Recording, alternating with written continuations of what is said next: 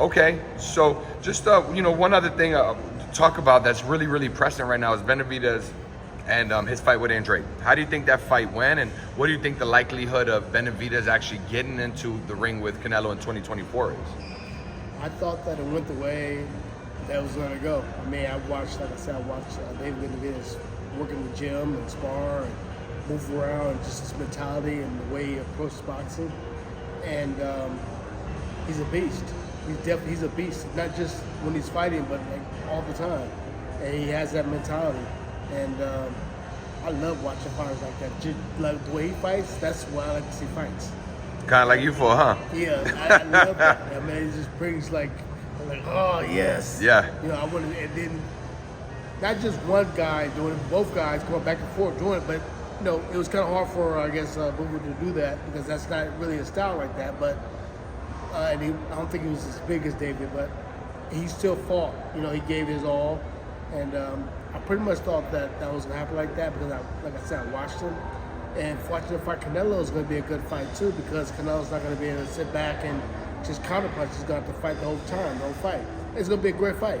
And I'm not saying that, David could have just ran there and walked through him like he did, I'm saying that it's going to be a great fight. I know Canelo can crack, and Canelo has good counterpunches, and how do you know that? No, just kidding. How do I know? Because I've been in the ring with him. Felt it, baby? I've been in the ring with him. Nah, for sure. I spar with Canelo, I mean, everything. So, he's very fast. He has good power and good ring IQ. It's going to make for a great fight.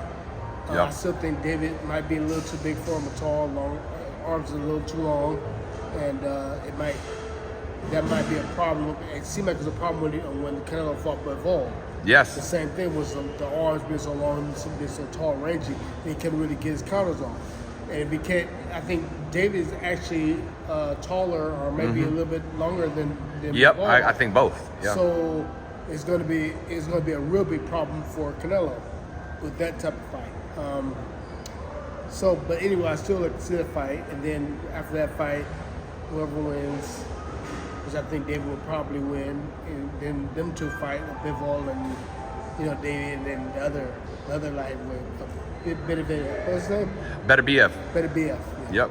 Yeah, for sure. No, and I was going to ask you your prediction, but there it goes. So you think David would potentially pull out the dub if that fight were to come to fruition? I think David has the edge, but I'm not counting Canelo out.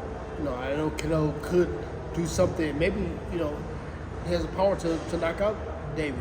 Yeah. David comes in a little reckless and not really, and then Canelo comes in with little trick left hooks or right hands or something. Yeah. I mean, anything can happen.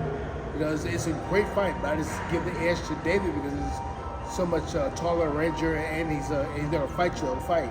Yeah, no, for sure. Okay, so one of the last things I asked you about here, because it happened a couple months ago, and I think a lot of people were shocked. I'm pretty sure we spoke about it. I don't remember what your answer was, but Fury and Ngannou happened.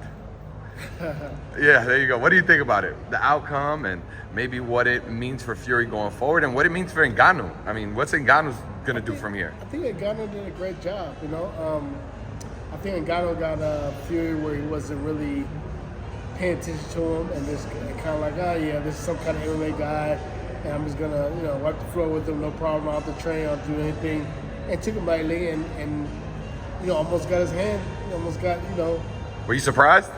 I was a little surprised that even if he's not taking him serious, he should not have moved. He got the way of different shots, but Ngannou did a great job, man. He fought really good, and I would like to see if it happens the same way with another fighter.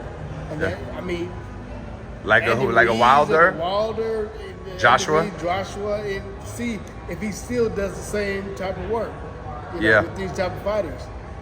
That would impress me more, but I know that Fury wasn't. I don't think it was 100%. So, but anyway, I think Ngannou still did a great job. I mean, regardless if he's not 100% or 100%, that shouldn't happen to Fury. Shucks. You know what I'm saying? So, Ngannou, all hats off to him. I mean, he did a great job. Yeah, and we've seen fighters in the past. Boxing history has seen this often in my lifetime. I mean, guys come in and have their day, right? I mean, I've seen Rahman. had his day with Lennox Lewis, you know, and maybe Ngannou had his day, or maybe he's actually got something for the contenders. But right, and that's what I would want to see, if he actually got something for, you know, the contenders. If he's actually a real like fighter, or if it was just that day. yeah, Don't really know. I mean, he still, regardless if it was his day or not, he still fought a good fight for having his first professional boxing match with a world champion. That's yes, great. yeah, and the number one guy at that, right? Yeah. Top of the heap. He went right to it. No, Right for to sure. it.